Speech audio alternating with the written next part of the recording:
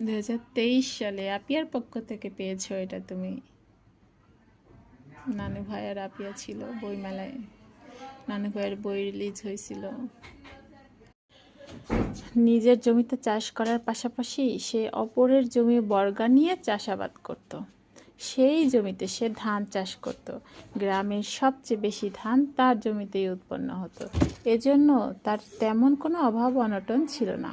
পরিবারে তার ছিল 4 সদস্য, 3 মেয়ে ও বউ নিয়ে তার সুখের সংসার। 3টি মেয়ে তাদের বাবাকে খুব ভালোবাসে। ব্রাহ্মণও তার মেয়েদেরকে খুব ভালোবাসে।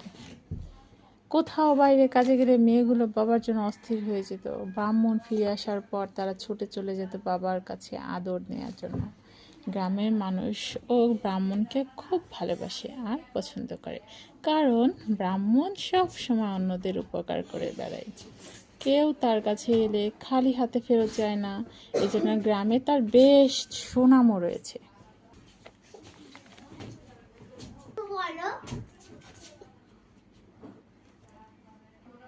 কেন দাও কে দিব? আর একটু বলো না। আরটা শুনবা? আচ্ছা শোনো তাহলে। গ্রামের বিভিন্ন বিচার বা এই ধরনের কোনো প্রয়োজন হলে সবার আগে তার ডাক পড়তো। সবাই তাকে বেশ মান্যগণ্য করত। ব্রাহ্মণও উদারভাবে তার সর্বশক্তি দিয়ে গ্রামের সব ভালো কাজে অংশগ্রহণ করত।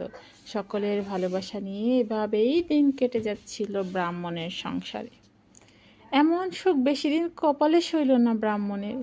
মাত্র 2 দিনের জ্বরে কাহিল হয়ে গেল ব্রাহ্মণ। গ্রামের হেকিম কবিরাজ দেখানো হলো, কিন্তু কিছুতেই তার জ্বর সারল না। গ্রামের মাতব্বর নিজে গিয়ে পাশের গ্রাম থেকে সবচেয়ে ভালো কবিরাজ ডেকে নিয়ে